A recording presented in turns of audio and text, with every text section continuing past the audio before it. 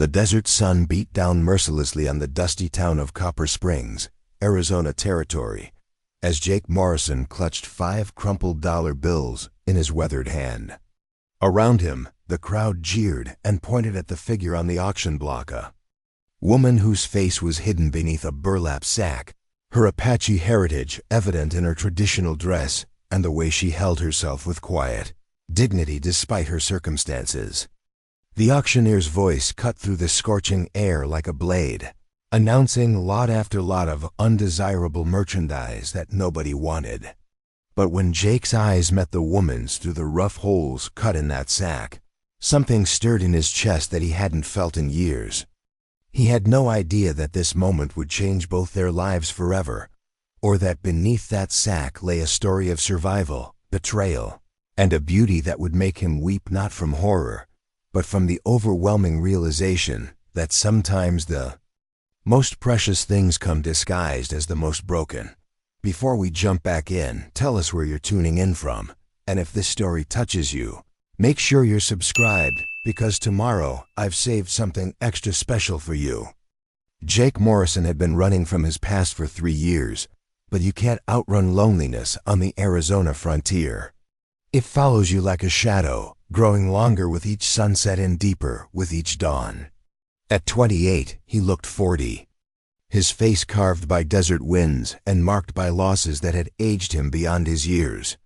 The scar that ran from his left temple to his jaw wasn't the worst of his wounds. Those were the invisible ones that kept him awake at night, staring at the ceiling of whatever boarding house would take his money.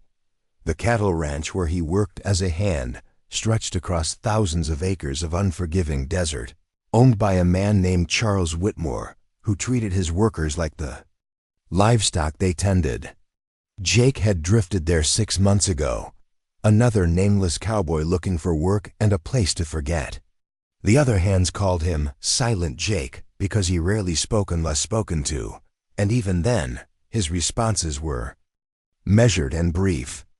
They didn't know about the wife he'd lost back in Kansas, about the farm that had burned down with her inside it, about the drinking that had followed and the fights that had driven him west into this wasteland of redemption, the town of Copper Springs squatted in the valley like a collection of weathered bones, its single main street lined with establishments that served the basic needs of men who had little use for civilization's finer offerings. Murphy's Saloon anchored one end of the street, while the general store and boarding house bookended the other. In between stood the blacksmith shop, the doctor's office, and the small jail that rarely held anyone for more than a night. It was the kind of place where people came to disappear, and Jake had been disappearing quite successfully until the morning everything changed. He'd ridden into town that scorching Tuesday in late August to collect supplies for the ranch, the same routine he'd performed dozens of times before. The heat was oppressive even for Arizona, the kind that made horses lethargic and men short-tempered. The usual crowd of drifters, merchants, and locals had gathered in the shade of the general store's awning, seeking relief from the relentless sun. That's when he'd heard the commotion from the town square. "Special auction today, folks." The auctioneer was calling out, his voice carrying across the dusty street. "Clearing out some items that need new homes. Some livestock, some tools, and a few other pieces that might interest the right buyer." Jake had initially paid little attention. Auctions were common enough in frontier towns, usually featuring the possessions of people who died, moved on, or run out of money. But as he loaded flour and beans into his saddlebags, he noticed the crowd growing larger and more animated. Curiosity, that dangerous companion of lonely men, drew him toward the square. The auction block had been set up in the center of town, a raised platform that gave everyone a clear view of the proceedings. The auctioneer, a thin man with a pencil, mustache and predatory eyes, was working his way through a collection of farm tools and household goods. Jake watched with mild interest as plows, harnesses, and furniture changed hands for modest sums. The crowd was typical for such events: ranchers looking for bargains, town merchants seeking inventory, and a usual collection of onlookers who Had nothing better to do on a hot afternoon. Then the mood shifted. Jake felt it before he understood it. A change in the crowd's energy that made the hair on his arms stand up despite the heat. The auctioneer's voice took on a different tone, simultaneously apologetic and excited. Now, folks, we come to some special items. I know this ain't the usual sort of thing, but these are unusual times, and we've got unusual merchandise. The territorial government has asked us to dispose of some native prisoners who've been causing problems for local settlers. Jake's stomach tightened. He'd heard rumors about such auctions in other towns, but he'd hoped they were just that, rumors.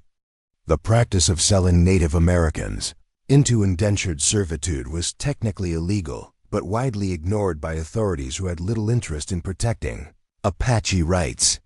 First up, the auctioneer continued, we have a young Apache male. Probably good for field work if you can break him of his savage ways. Do I hear $10? Jake watched in sick fascination as a 20-year-old Apache man was brought onto the platform in chains.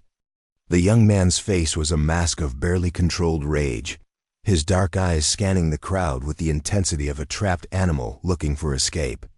He was purchased by a local rancher for $15, led away like livestock to whatever fate awaited him. Next item, the auctioneer announced, is a bit more challenging. Apache female. Age unknown, but probably in her 20s. Fair warning, folks, she's damaged goods. Been through a fire, face all scarred up. That's why she's wearing the sack. Some might say it's a kindness. Keeps folks from having to look at what's underneath. Jake's breath caught in his throat as the woman was led onto the platform. She moved with a grace that seemed impossible given her circumstances. Her head held high despite the degradation of her situation.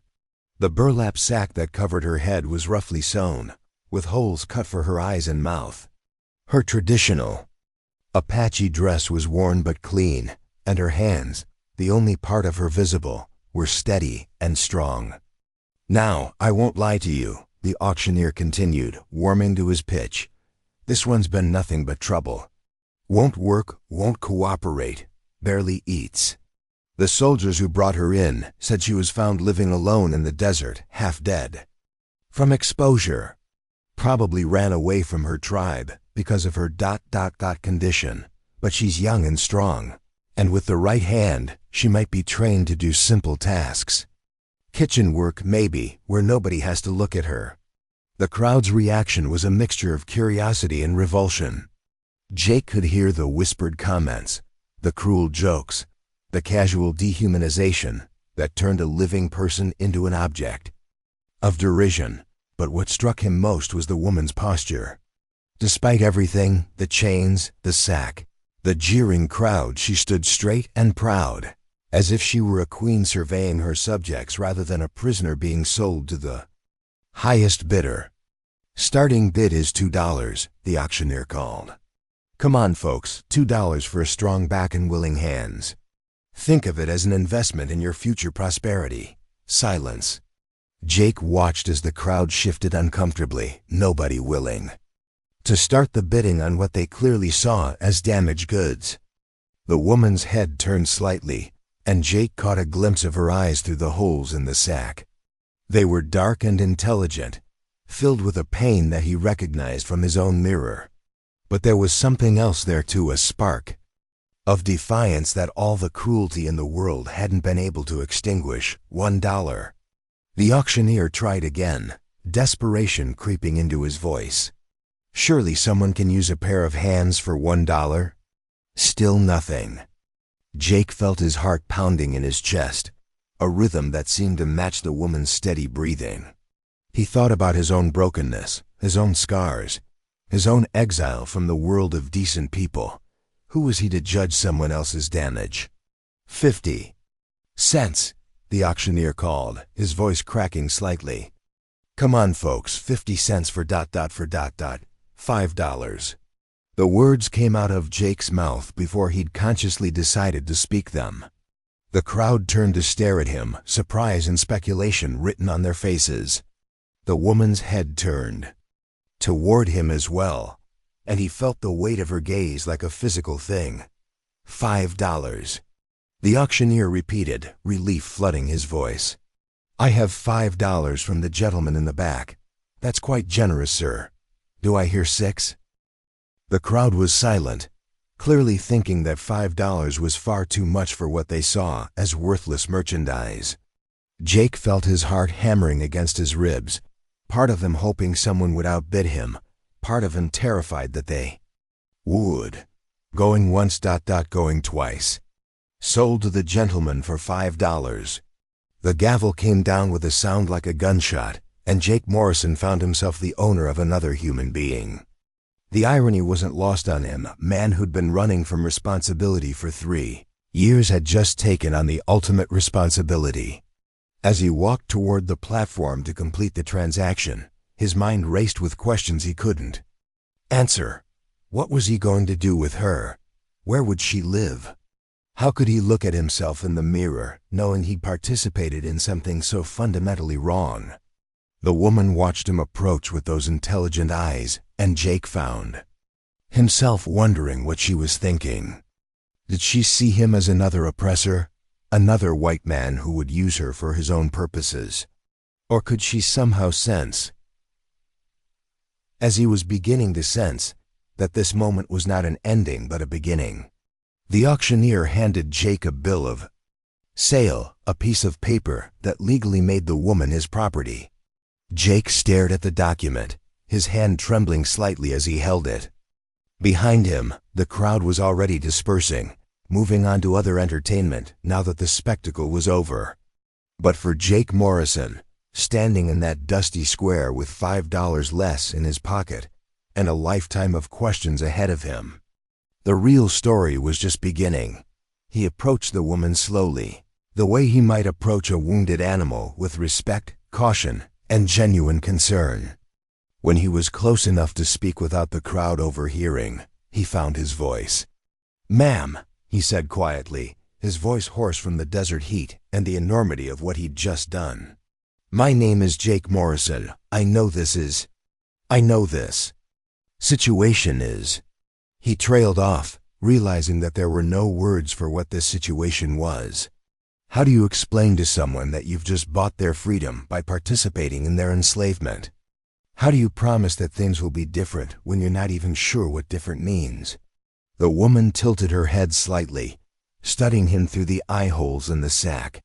When she spoke, her voice was clear and strong, accented but perfectly understandable. Why? She asked simply. It was the question Jake had been asking himself, and he realized he didn't have a good answer. Why had he spent $5 he couldn't afford on a woman he didn't know? Why had he involved himself in something that went against every principle he'd been raised with? Why had he looked into her eyes and seen something that made him act without thinking? "I don't know," he admitted, and the honesty in his voice seemed to surprise them both. "I just ... I couldn't let them ... Couldn't let them what?" She pressed, and Jake could hear a lifetime of disappointment in her voice. "Couldn't let them sell me for less than I was worth? Couldn't let them give me away? Or couldn't let them see that maybe I was worth more than they thought?" The questions hit Jake like physical blows, each one more accurate than the last. He realized that this woman, despite everything she'd been through, had his number in ways that he was only beginning to understand. She wasn't just damaged goods to be pitied. She was someone with her own thoughts, her own pain, her own strength. "All of that," he said finally, "and maybe I saw something in you that I recognize in myself." The woman was quiet for a long moment, her head tilted as if she were weighing his words. Around them, the town was settling back into its normal rhythm, but Jake felt as if his entire world had shifted on its axis. "What happens now?"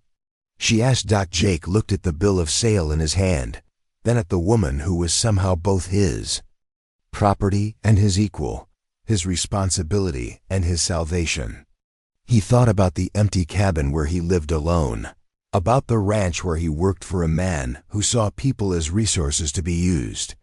He thought about his dead wife, about the farm that had burned, about the 3 years of running that had brought him to this moment. "Now," he said, crumpling the bill of sale into a ball and letting it fall to the dusty ground, "we figure out what comes next. Together." The woman's posture shifted slightly, and Jake could swear he saw her shoulders relax just a fraction. It wasn't trust, not yet, but it was something. A willingness to see what this strange, scarred cowboy might offer that was different from everything else she'd endured. As they walked away from the auction block together, Jake Morrison realized that for the first time in 3 years, he wasn't running from something. He was walking toward it, one uncertain step at a time, with a woman whose face he'd never seen, but whose eyes had already changed everything he thought he knew about himself and the world around him. The desert sun continued to beat down on Copper Springs, but somehow the heat didn't seem quite as oppressive anymore. And in the distance, storm clouds were gathering on the horizon, promising change for a land that had seen too much pain and too little hope. Jake Morrison and the woman with the covered face walked toward whatever future awaited them. Both damaged, both alone, but somehow no longer quite so broken as they'd been that morning. The real story was just beginning, preparing and narrating. This story took us a lot of time, so if you are enjoying it, subscribe to our channel. It means a lot to us. Now back to the story. The ride to Jake's cabin stretched 15 miles through terrain that looked like God had forgotten to finish it. Red rocks jutted from the earth like broken teeth, and the sparse vegetation clung to life with the desperate tenacity of desert survivors. Jake had borrowed a horse from the livery stable for the woman to ride, explaining to the suspicious owner that he had a new worker who needed transportation. The lie sat heavy in his stomach, but the truth would have been impossible to explain. She rode beside him in silence, her back straight despite the chains that still bound her wrists. The sheriff had refused to remove them without proper paperwork, claiming it was for everyone's safety. Jake had wanted to argue, to point out that a woman who could barely weigh more than a sack of grain hardly posed a threat to anyone. But he'd learned long ago that arguing with authority in frontier towns was a luxury he couldn't afford. The burlap sack that covered her head swayed slightly with the horse's movement, and Jake found himself stealing glances at her throughout the journey. Her hands, gripping the reins with practiced ease, told a story of someone who'd spent considerable time on horseback. Her posture spoke of dignity, maintained despite circumstances that would have broken lesser spirits. Most intriguingly, she seemed to know exactly where they were going, her head turning at landmarks that Jake himself used for navigation. "You know this country," he said after they'd been riding for an hour. It wasn't a question. "My people have traveled these paths for generations," she replied, her voice carrying across the desert air with startling clarity. "Every rock, every canyon, every water source has a story. This land remembers us, even if your people prefer to forget." Jake felt heat rise in his cheeks that had nothing to do with the Arizona sun. I don't think of it as my people and your people. I think of it as just people. "That's a luxury of being on the winning side," she said, though. Her tone wasn't bitter, just matter of fact. "When you're Apache, you learn the difference between people who see you as human and people who see you as problem to be solved." The conversation died there, leaving them with only the sound of horses, hooves on hard-packed earth, and the distant cry of a red-tailed hawk circling overhead. Jake found himself wrestling with uncomfortable thoughts about his own assumptions and the society he'd been raised in. He'd never considered himself prejudiced, but he'd also never had to consider what it meant to be seen as less than human by the majority of the people around him. They stopped at a small spring that bubbled up from between two large boulders, creating a brief oasis of green in the otherwise brown landscape. Jake dismounted first, then moved to help the woman down from her horse. She accepted his assistance with the same careful neutrality she'd shown throughout the journey, neither welcoming nor rejecting his presence. "I need to water the horses," Jake said. leading both animals to the spring. "And I thought you might want to rest for a few minutes. We're about halfway there." She nodded, settling herself on a flat rock in the shade of a stunted oak tree. Jake watched her from the corner of his eye as he tended to the horses, noting the way she seemed to catalog everything around her: the direction of the wind, the position of the sun, the various paths leading away from the spring. He realized she was memorizing escape routes, and the knowledge made his chest tight with something that might have been guilt or might have been respect. "What's your name?" he asked suddenly, the question escaping before he could stop it. She turned her head toward him, and he caught a glimpse of her eyes through the holes in the sack. They were dark brown, almost black, with depths that seemed to hold secrets he couldn't begin to fathom. "My Apache name wouldn't mean anything to you," she said. "The soldiers who brought me in called me Sarah. It seemed to make them more comfortable." "Sarah," Jake repeated, testing the name on his tongue. It felt wrong somehow, too ordinary for someone who carried herself like royalty despite her circumstances. "Do you prefer that, or would you rather tell me your real name?" She was quiet for so long that Jake thought she might not answer. When she finally spoke, her voice was barely above a whisper. "My name is Ayana. It means eternal blossom in my language. My grandmother gave it to me when I was born because she said I would bloom in places where others saw only desert." "Ayana," Jake said carefully, trying to match the pronunciation she'd used. "That's beautiful. It suits you better than Sarah." "You don't know if it suits me," she said, and there was something almost amused in her tone. "You've never seen my face." Jake felt his cheeks burn again, but this time it wasn't from embarrassment. It was from a sudden, overwhelming curiosity about the woman beneath the sack. Not just her appearance, though he'd be lying if he said he wasn't curious about that too, but everything about her. Her story, her thoughts, her dreams, her fears. He wanted to know what had happened to her, how she'd ended up at that auction, what she'd lost, and what she hoped to find. "I've seen your eyes," he said quietly, "and I've heard your voice. I've watched the way you carry yourself, the way you handle a horse, the way you see things that other people miss. That's enough to know that Sarah doesn't fit. You're Ayana."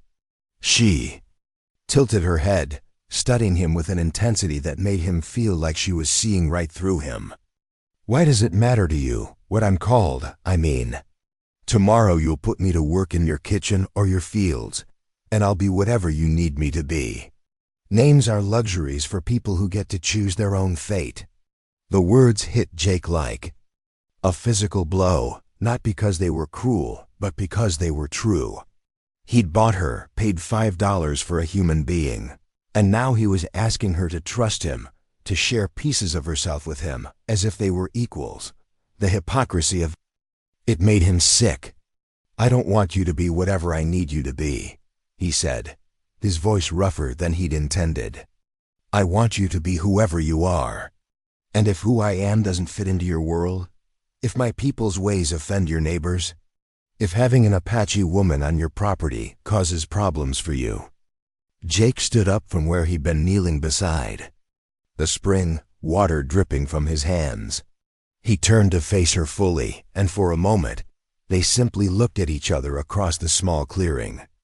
Even with the sack hiding her face, he could feel the weight of her gaze, the challenge in her posture. "Then we'll figure it out," he said, "together." The journey resumed in a different kind of silence, one that felt less hostile and more contemplative. Jake found himself pointing out landmarks as they rode, the twin peaks that marked the northern boundary of the territory, the canyon where flash floods carved new paths every spring, the grove of cottonwoods that provided the only real shade. For miles in any direction, Ayana listened without comment, but he could sense her attention, the way she absorbed every detail he shared. It occurred to him that she might be thinking about escape, memorizing the terrain for future reference. The thought should have worried him, but instead, it made him oddly proud. Even in chains, even after being sold like livestock, she was still thinking, still planning, Still fighting in her own quiet way, the sun was beginning its descent toward the western horizon when Jake's cabin finally came into view. It wasn't much to look at, a simple wooden structure with a single room, a small porch, and a lean-to stable that he built himself. But it was clean and well-maintained, with a vegetable garden that he'd coaxed into life through sheer stubbornness and careful management of precious water. "Home," he said, then immediately felt foolish for the word. It wasn't her home, might never be her home. It was just the place where she'd be expected to live while she worked off whatever debt he'd created by buying her. Ayanna said nothing, but he saw her take in every detail of the property, the chicken coop, the small corral, the woodpile, the rain barrel that caught precious moisture from the cabin's roof.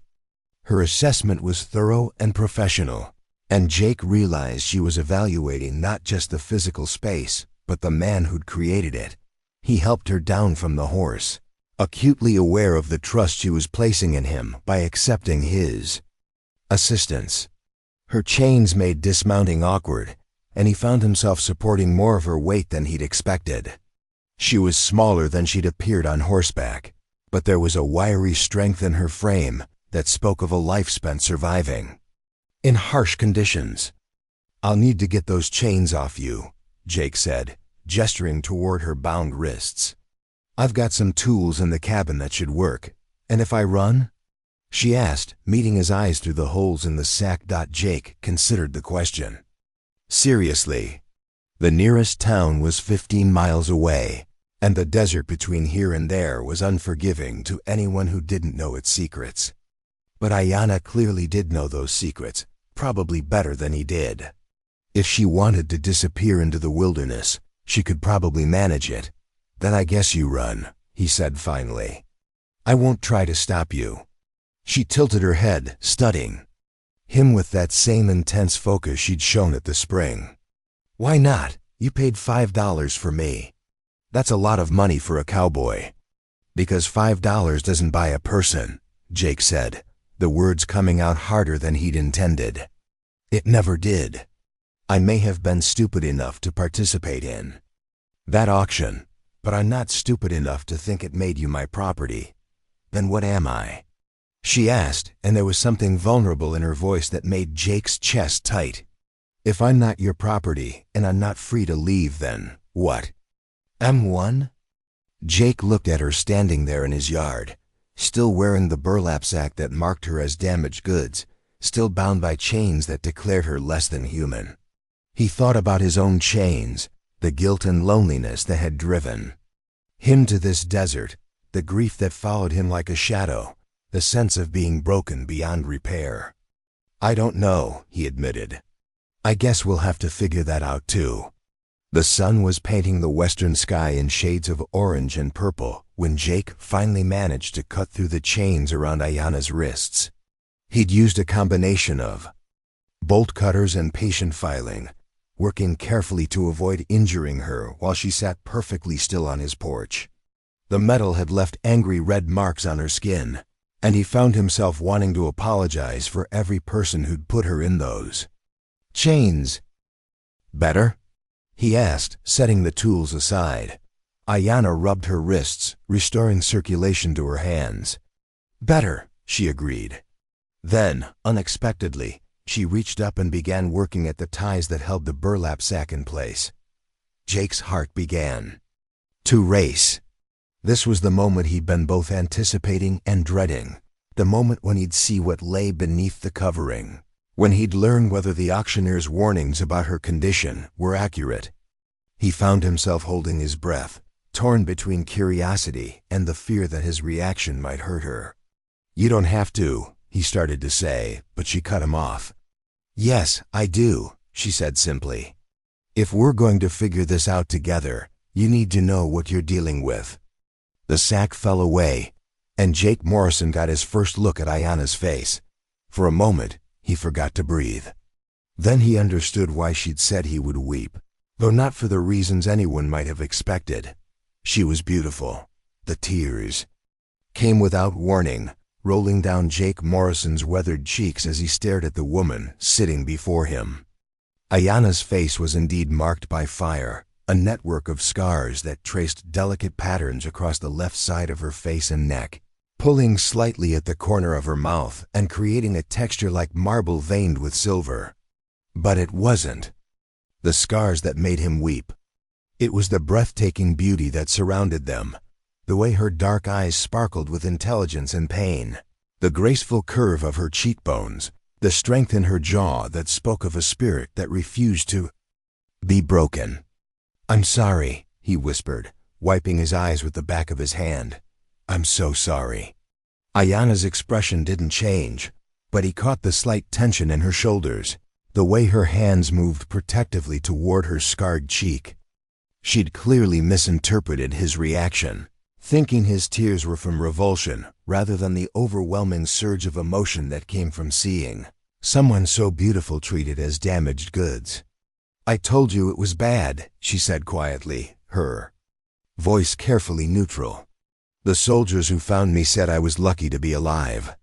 The fire took more than just my appearance, it took my place in the world. No Apache man would have me now, and no white man would want me. I'm caught between worlds, belonging to neither." Jake shook his head, trying to find words that could possibly convey what he was feeling. "No, you don't understand. I'm not crying because of the scars. I'm crying because you're the most beautiful woman I've ever seen, and those people at the auction were blind, cruel fools who couldn't see past the surface to the treasure underneath." Ayana's eyes widened, and for the first time since he'd met her, she seemed genuinely surprised. "You're lying to make me feel better." "I've never been much good at lying," Jake said, moving slowly to sit on the porch step a few feet away from her. "And I've never been one to say things I don't mean. You are beautiful, Ayana. Not despite the scars, not in spite of them, but including them. They're part of your story, and your story is part of what makes you who you are." She studied his face intently, searching for signs of deception or pity. What she found instead was something that made her own eyes grow bright with unshed tears, genuine admiration, mixed with a tenderness that she hadn't encountered in longer than she could remember. "Tell me about the fire," Jake said gently. "If you want to, if it's not too painful." Ayana was quiet for a long moment, her fingers unconsciously tracing the scars on her cheek. When she finally spoke, her voice carried the weight of memories that had been locked away for too long. "It happened 2 years ago. Our village was attacked by soldiers, not regular army, but a group of men who called themselves Indian fighters. They came at dawn, when most of the warriors were away hunting. They said we were harboring renegades, that we needed to be taught a lesson about cooperating with the territorial government." Jake felt his stomach clench. He'd heard stories about such attacks, unofficial raids that the government denied knowing about but rarely bothered to investigate. They were acts of terrorism disguised as justice, designed to drive Apache communities from their ancestral lands. "They burned everything," Ayana continued, her voice growing distant as she relived the memory. "The lodges, the food stores, the sacred items that had been passed down through generations.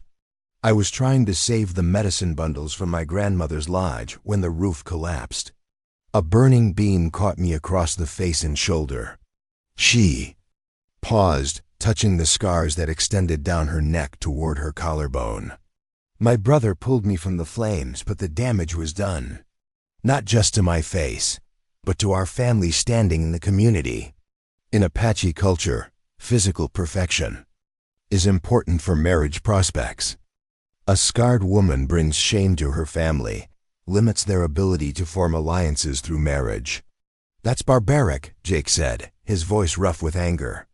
"To judge someone's worth based on scars they got trying to save sacred items. Is it more barbaric than your people's auction?" Ayana asked, but there was no accusation in her tone, just weary acceptance. "Every culture has its ways of deciding who belongs and who doesn't. I learned that I didn't belong anywhere anymore." Jake wanted to argue, to tell her that not all white people were like the ones at the auction, that not all communities were so quick to judge. But he knew the words would ring hollow. He'd seen enough cruelty in his 28 years to know that prejudice and fear were common human failings, not limited to any single group. "What happened to your family?" he asked instead. "Dead," she said simply. "My brother died in the attack. My parents died of grief 6 months later, at least. That's what the medicine man said. I think they died of shame, of having a daughter who reminded everyone of their failure to protect the village." The matter-of-fact way she delivered this information made Jake's heart ache. He could hear the pain beneath her calm exterior, the weight of loss and rejection that she'd been carrying alone for 2 years. "I'm sorry," he said, and meant it. "That's too much loss for anyone to bear." "Loss is part of life," Ayanna replied, though her voice trembled slightly. "Apache children learn early that everything can be taken away in an instant. The trick is learning how to keep going when everything you loved is gone." Jake nodded, understanding her words in a way that most people wouldn't. "I know something about that," he said quietly. "My wife died in a fire too. Back in Kansas. Our whole farm burned down with her inside it." Ayanna's expression softened, and for the first time, she looked at him not as her purchaser or even as a potential threat, but as someone who might understand the particular kind of pain that comes from losing everything to flames. "Is that why you came to Arizona?" she asked. "To escape the memories?" "I thought I was," Jake admitted, "but the memories followed me. They always do. I've been running for 3 years, trying to outrun the guilt and the loneliness. But today, when I saw you standing there..." He paused, struggling to find the right words. "I saw someone who'd survived something I'm not sure I could survive. Someone who'd lost everything, but was still fighting."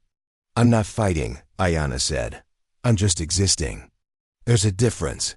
"No," Jake said firmly. "You're fighting. The way you carried yourself at that auction. The way you refused to let them break your spirit. The way you're talking to me now instead of just accepting whatever fate I had in mind. That's fighting. That's choosing to live instead of just survive." Ayanna looked away, but not before Jake caught a glimpse of something in her eyes that might have been hope. They sat in silence for a while, watching the sun complete its descent toward the horizon. The desert evening was cooling down, and the first stars were beginning to appear in the vast Arizona sky. "I should show you where you'll be staying," Jake said eventually. "You must be exhausted." He led her into the cabin, lighting an oil lamp to chase away the gathering darkness. The single room was sparse but clean, with a stone fireplace, a small table, a couple of chairs, and a bed in the corner. Jake suddenly realized the obvious problem with his invitation. There was nowhere for her to sleep except his bed, and he couldn't very well expect her to sleep on the floor. "I'll make you a pallet by the fire," he said, already moving toward a chest where he kept extra blankets. "It'll be comfortable enough and warm. Where will you sleep?" Ayanna asked, looking around the small space. "Outside," Jake said. "It's a nice night, and I've slept under the stars plenty of times. Won't hurt me to do it again." Ayanna shook her head. "This is your home. I won't force you out of it." "You're not forcing me anywhere," Jake said gently. "I'm choosing to make sure you're comfortable and safe. There's a difference." She studied his face in the lamplight, and Jake could see her wrestling with the unfamiliar concept of someone putting her needs before their own. It occurred to him that she'd probably been treated as a burden or a problem for so long that basic kindness seemed suspicious. "I don't understand you," she said finally. "You paid money for me, brought me to your home, and now you're giving me your bed and sleeping outside. What do you want from me?" It was a fair question, and Jake realized he didn't have a clear answer. What did he want from her? He'd acted on instinct at the auction, driven by something he couldn't name. Now, sitting in his cabin with this remarkable woman, he was beginning to understand that his motivations were more complex than simple charity. "I want to know your story," he said slowly, working through his thoughts as he spoke. "I want to Understand how someone survives what you've survived. I want to learn from your strength. And? She prompted, clearly sensing there was more. Jake took a deep breath, preparing to admit something he'd barely acknowledged to himself. And I want to stop being so alone. I want to remember what it feels like to have someone to talk to, someone to share meals with, someone who understands what it's like to lose everything and have to start over. Ayanna was quiet for a long moment, her scarred face thoughtful in the lamplight. You're asking me to be your friend, she said finally. Not your servant or your property, but your friend. I'm asking you to consider it, Jake said. I know. It's not simple. I know there are complications, legal ones, social ones, cultural ones. But maybe we can figure those out as we go. And if we can't, if the complications become too much? Jake looked at her, this woman who'd been through hell and emerged with her dignity intact, who'd been sold like livestock but refused to be broken, who'd trusted him enough to remove the sack that hid her beautiful scarred face. He thought about the loneliness that had been eating at him for 3 years, the emptiness that had driven him to make increasingly desperate choices. Then we'll face them together, he said. Whatever comes, we'll face it together. Ayanna nodded slowly, and Jake saw something in her expression that looked like the beginning of trust. It wasn't complete. It would take time to build that kind of faith after everything she'd been through, but it was a start. I'll need to earn my keep, she said. I won't be a burden on you. You'll never be a burden, Jake said firmly. But if it makes you feel better, there's plenty of work around here. I've been letting the garden go to weeds, and I'm a terrible cook. Plus, I could use help with the horses and the chickens. I can do those things, Ayanna said. And I know about desert plants, which ones are good for food, which ones have medicinal properties. I can help you make this place more sustainable. Jake smiled, feeling something like hope stirring in his chest for the first time in years. See, we're partners already. As he prepared the pallet by the fire and gathered blankets for his night under the stars, Jake Morrison realized that his life had just taken a turn he'd never expected. He'd bought a woman's freedom and somehow found his own. He'd looked past the surface to see true beauty, and in doing so, he'd discovered something beautiful in himself, the capacity to care for someone else again, to open his heart to the possibility of connection and maybe, eventually, love. Outside, the desert night was clear and cool, full of stars and infinite possibilities.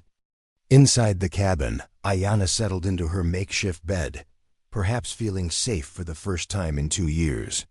And on the porch, Jake Morrison lay on his bedroll, staring up at the vast Arizona sky and wondering what tomorrow would bring to two damaged souls who'd found each other in the most unlikely of circumstances. The healing was about to begin. The first week of their unexpected partnership unfolded with the careful precision of 2 wounded animals learning to share the same territory. Jake would wake before dawn to tend his horses and check the fence lines, while Ayanna quietly transformed his neglected garden into something that resembled actual cultivation. They moved around each other with polite caution, each respecting the other's space while gradually establishing the rhythms of shared domesticity. Jake had never realized how much noise loneliness made until it was replaced by the subtle sounds of another person's presence. The soft padding of bare feet on wooden floors, the gentle humming of Apache songs while working, the whisper of traditional prayers spoken at sunrise and sunset. Ayanna brought a kind of peaceful energy to his rough bachelor existence that he hadn't known he'd been missing. On the 4th morning, Jake emerged from his bedroll on the porch to find Ayanna kneeling beside a small fire she'd built in the yard, grinding something in a stone bowl that definitely hadn't been among his possessions the night before. The sight of her silhouetted against the dawn sky, her scarred face peaceful in concentration, stirred something in his chest that he didn't quite know how to name. "Morning," he said quietly, not wanting to startle her. She looked up with a small smile that made his heart skip. "Good morning. I hope you don't mind." I gathered some mezcal root yesterday while you were working. I thought I'd make us proper breakfast instead of just hardtack and coffee. Jake's usual breakfast consisted of whatever was easiest to prepare and consume quickly.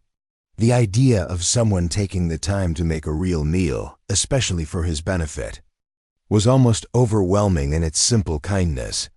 "I don't mind at all," he said, settling down beside her fire. "What can I do to help?" Ayanna handed him a handful of small dried berries. "These are peanut nuts. They need to be cracked and cleaned. My grandmother always said that sharing the work makes the food taste better."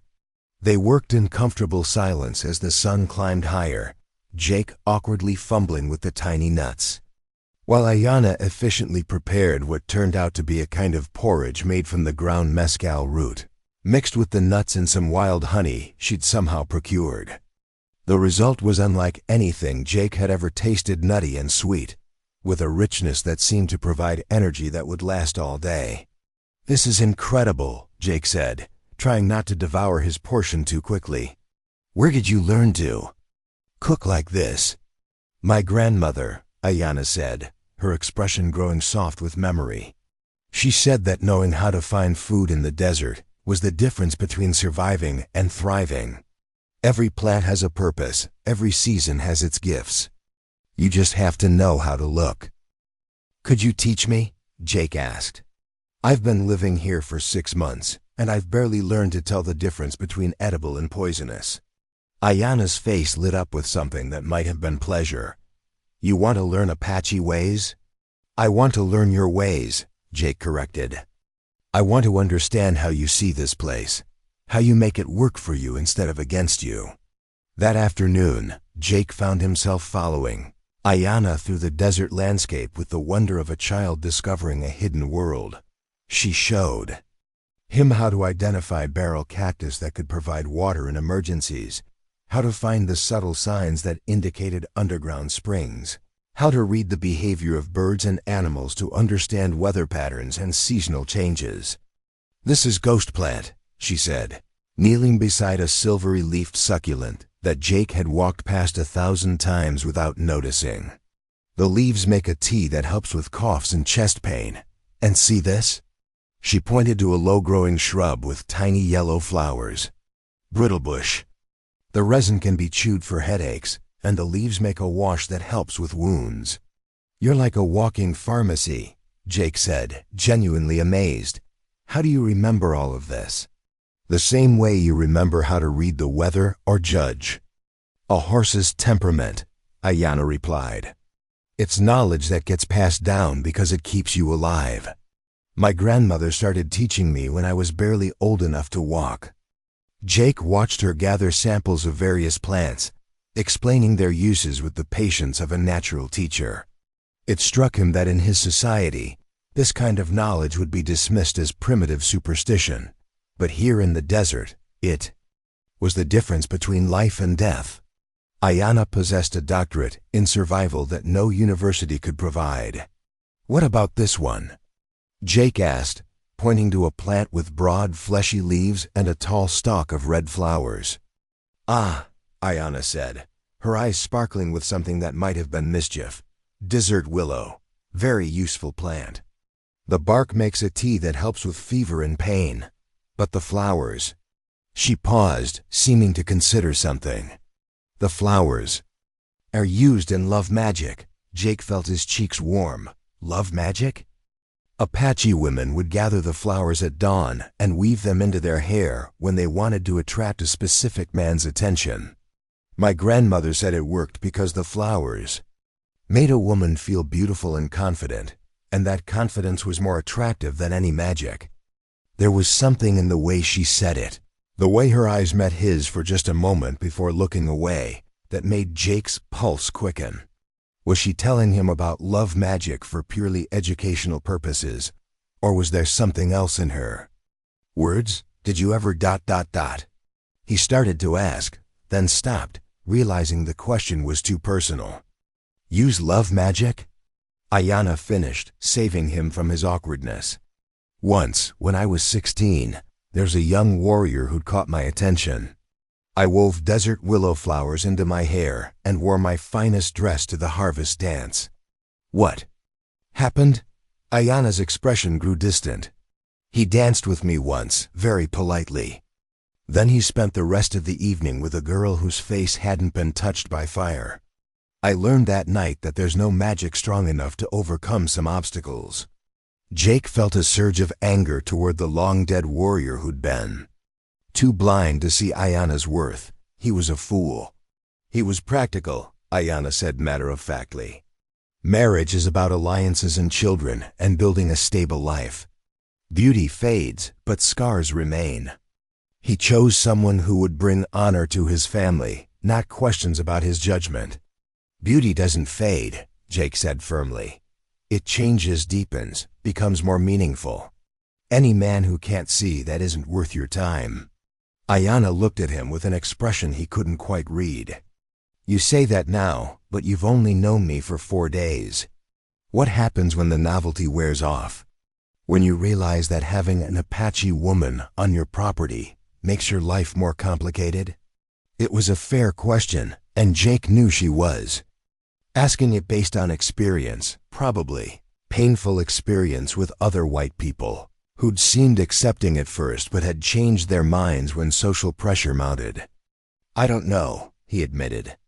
I can't promise that things won't get complicated. But I can promise that if they do, we'll face them together. I won't abandon you when things get difficult. People make promises they can't keep, Ayana said quietly. Especially when those promises involve choosing between what's easy and what's right. Jake wanted to argue, to insist that he was different, that his word meant something. But he knew that words were cheap and that Ayana had probably heard similar promises before. Instead, he did the only thing he could do. He continued to show up, day after day, proving through his actions that he was someone she could trust. That trust began to build in small increments. Jake started sleeping inside the cabin again, but he rigged a curtain across the middle of the room to give them both privacy. Ayana began sharing stories about her childhood, her people's traditions, the complex social structures that had governed her life before the fire changed everything. In return, Jake told her about his farm in Kansas, his wife Margaret, the dreams he'd had before tragedy reshaped his understanding of what was possible. What was she like? Ayana asked one evening as they sat on the porch, sharing a simple dinner of rabbit stew and cornbread. Margaret? Jake smiled at the memory. She was small but fierce. Couldn't have weighed more than 100 pounds, but she could face down a charging bull without flinching. She had these green eyes that could look right through you, and she never let me get away with feeling sorry for myself. You loved her very much. I did, Jake said simply. I thought I'd never love anyone that much again. Didn't think I was capable of it anymore. There was something in the way he said thought that made Ayana look at him sharply. And now? Jake met her eyes, seeing in them the same vulnerability he felt in his own heart. Now I'm beginning to think that maybe the heart has more capacity for love than I gave it credit for. Maybe losing someone doesn't mean you can never care for someone else. Maybe it just means you understand how precious caring is. Ayana was quiet for a long moment, her scarred fingers tracing patterns on the wooden porch rail. In Apache culture, we believe that the spirits of the dead want the living to find happiness, that they become restless if we mourn them too long, too deeply. We honor them by choosing to live fully, not by dying a little bit every day. Is that what you're doing? Jake asked gently. Living fully? I'm trying to remember how, Ayana replied. For 2 years I've been existing, getting through each day, but not really living. Being here with you, learning to trust again. It's like waking up from a long, dark dream. Jake reached out slowly, giving her time to pull away if she wanted to. When she didn't, he covered her scarred hand with his own, feeling the warmth of her skin, the slight tremor that ran through her fingers at his touch. We're both waking up, he said quietly. Both learning to live again. The physical contact lasted only a moment, before Ayanna gently pulled her hand away. But something had changed between them. The careful politeness was giving way to something deeper, more real. They were no longer just two damaged people sharing space. They were becoming partners in the truest sense, two souls helping each other heal. That night, Jake lay on his side of the curtained cabin, listening to the soft sounds of Ayanna's breathing on the other side. For the first time in 3 years, he didn't dream about the fire that had taken his wife. Instead, he dreamed about desert flowers blooming in impossible places, about strength that grew from brokenness, about a scarred woman whose beauty had the power to heal hearts he'd thought were beyond repair. In the morning, they would face whatever challenges came their way. But for now, in the quiet darkness of a cabin in the middle of nowhere, two people who'd thought they were beyond saving were discovering that sometimes salvation comes in the most unexpected forms, wearing the most unexpected faces and asking for nothing more than the chance to prove that love can bloom in the harshest of soils. 3 weeks into their peaceful existence, the outside world came knocking on Jake Morrison's door in the form of his boss, Charles Whitmore, and two men Jake didn't recognize. The sound of approaching horses shattered the morning calm like gunshots, sending the chickens scattering and bringing both Jake and Ayanna to immediate alertness. Jake had been repairing a section of fence while Ayanna tended to the garden, their comfortable routine disrupted by the thunder of hoofbeats and the jingling of spurs. Through the cabin window, Ayanna caught sight of the riders and immediately moved away from the glass, her survival instincts kicking in with practiced efficiency. "Morrison." Whitmore's voice boomed across the yard, carrying the authority of a man accustomed to being obeyed without question. "Get out here. We need to talk." Jake set down his tools and walked slowly toward the mounted men, his mind racing through possible explanations for this unexpected visit. Whitmore was a large man with a perpetually red face and the kind of aggressive posture that came from years of bullying people weaker than himself. The two strangers flanking him wore the distinctive badges of territorial marshals, their hands resting casually on their gun belts. "Mr. Whitmore," Jake said, keeping his voice carefully neutral. "Didn't expect to see you out here. Something wrong at the ranch?" "You tell me," Whitmore replied, his pale eyes scanning the cabin and outbuildings with obvious suspicion. "I've been hearing some interesting stories about you in town. Stories about you buying yourself an Apache woman at auction." Jake's blood ran cold, but he kept his expression steady. "I don't know what you're talking about, don't you?" One of the marshals spoke up, pulling a folded paper from his coat pocket. "Marshal Tom Bradley here, Territorial Authority. We've got reports of an illegal purchase of Native American labor. Seems someone matching your description paid $5 for an Apache female 3 weeks ago." "Even if that were true," Jake said carefully, "buying at a legal auction isn't a crime." "Depends on what you're doing with your purchase," the second marshal said, his voice carrying an unpleasant insinuation. "Territorial law requires registration of all Native American workers. You got papers on her?" Jake felt sweat beading on his forehead despite the morning chill. He'd been so focused on helping Ayanna heal and building their partnership that he'd completely ignored the legal complexities of her situation. In the eyes of the law, she was still classified as indentured labor, which meant her presence on his property without proper documentation was illegal. "She's not here," Jake lied, praying that Ayanna had the sense to stay hidden inside the cabin. Whitmore's laugh was harsh and ugly. "Boy, you always were a terrible liar. We know she's here.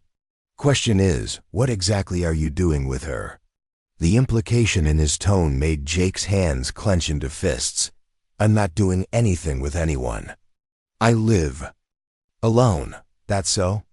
Marshal Bradley dismounted with deliberate slowness, his hand never leaving his gun. "Then you won't mind if we take a look around. Make sure you're not harboring any fugitives or unregistered workers."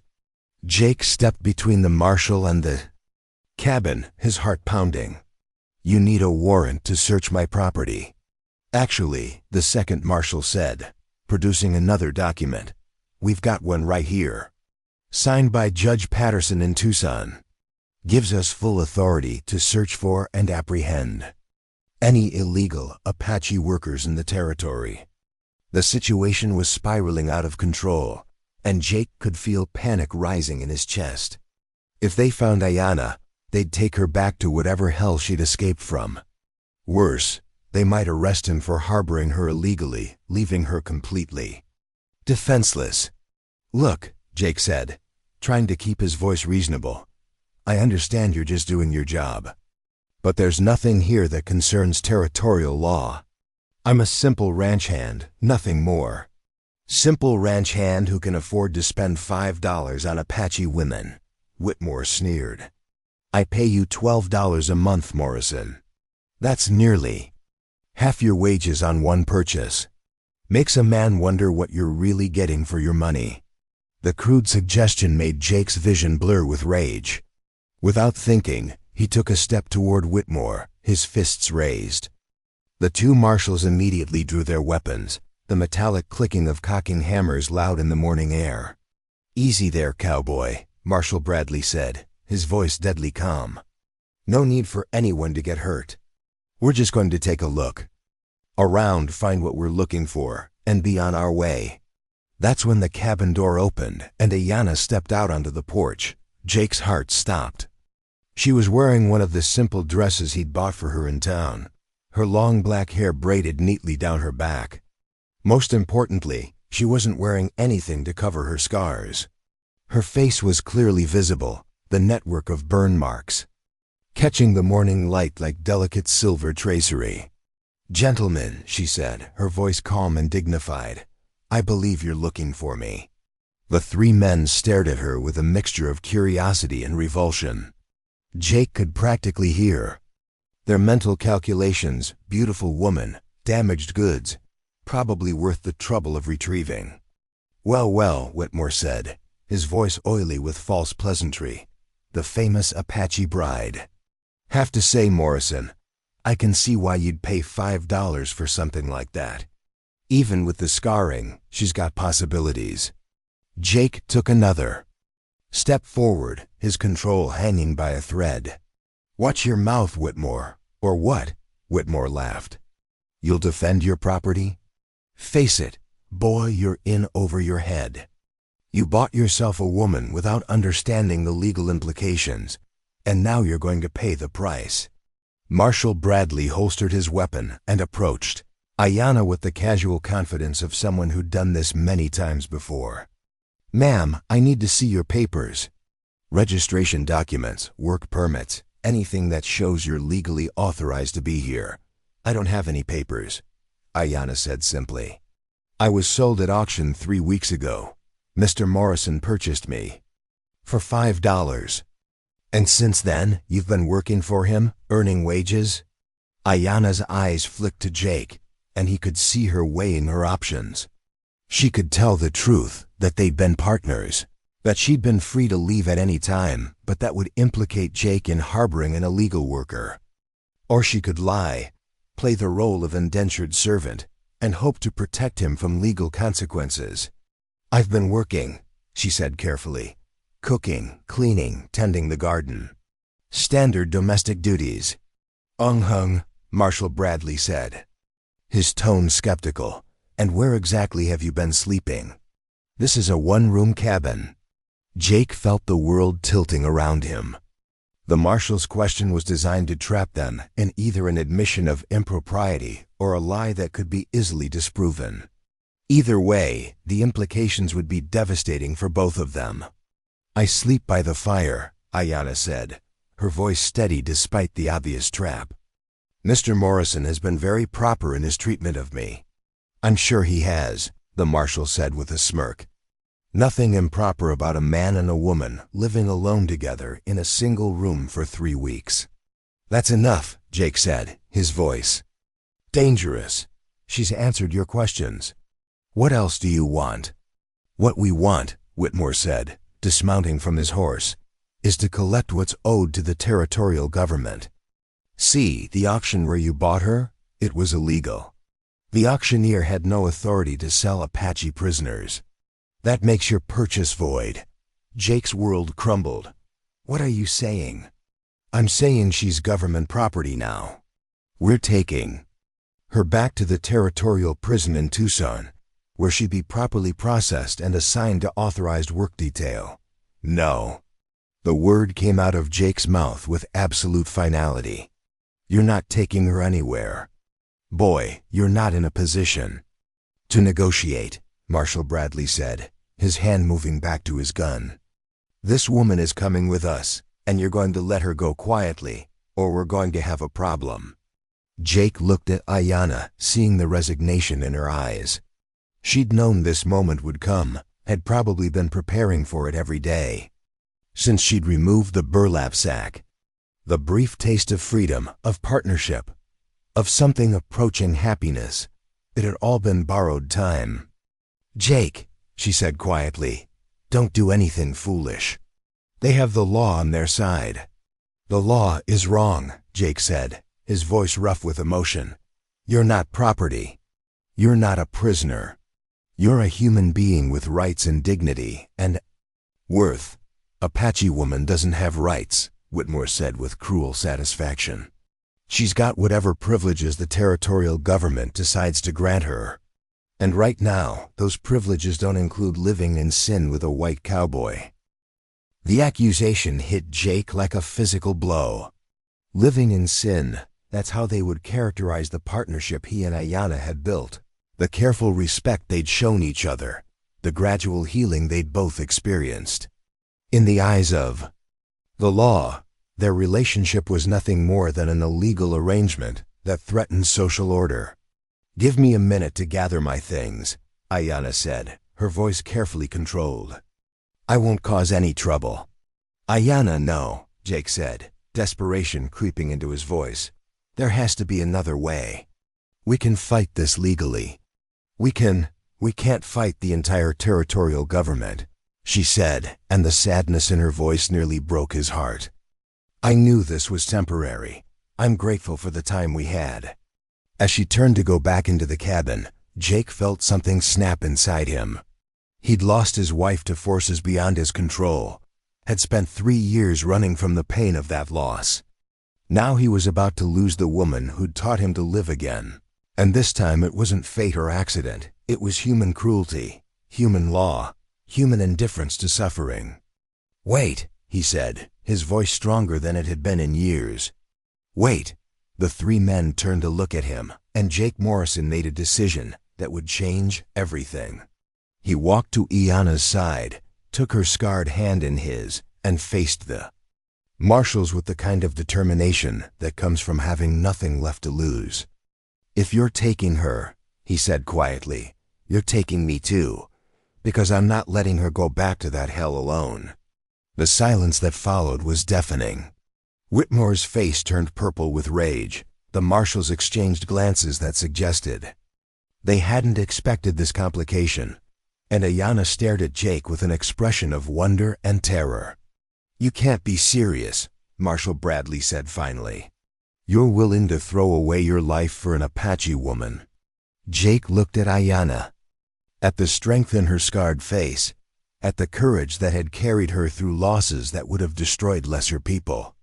He thought about the peaceful mornings they'd shared, the conversations that had healed parts of his soul he'd thought were beyond repair, the way she'd looked at him like he was worth something more than his grief. I'm willing to fight for someone who matters to me, he said simply. Someone who's worth fighting for. The confrontation was far from over, but Jake Morrison had drawn his line in the sand. Whatever came next, he wouldn't face it alone, and neither would she. For the first time in 3 years, he had something worth fighting for, and he intended to fight with everything he had. The tension in Jake Morrison's yard could have been cut with a knife as 4 men stared at each other across a divide that seemed to represent everything wrong with the Arizona Territory. Jake's declaration that he would go with Ayanna had clearly caught the marshals off guard, and they were now calculating whether this complication was worth the trouble.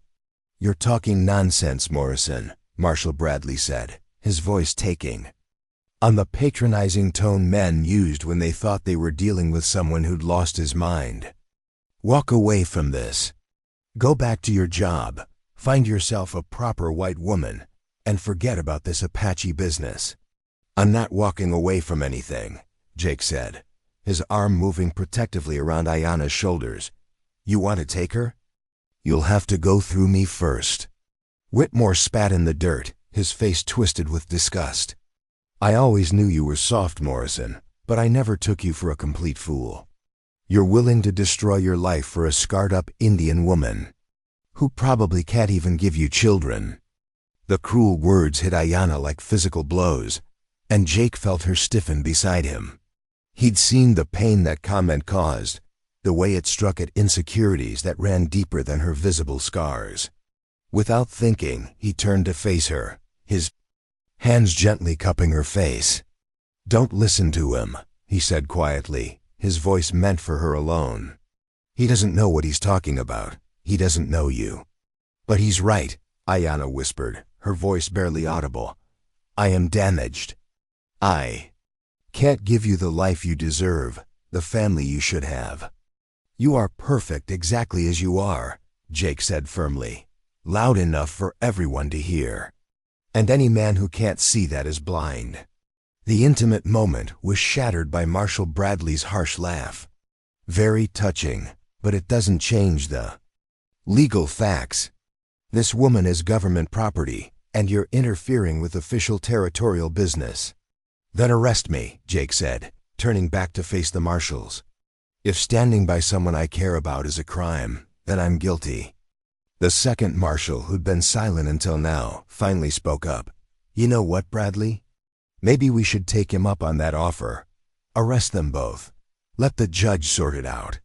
"You can't arrest him for caring about someone," Ayanna said, her voice growing stronger. "He's done nothing wrong." "He's harbored an illegal worker," Marshal Bradley replied. "That's a federal offense. Could get him 5 years in territorial prison."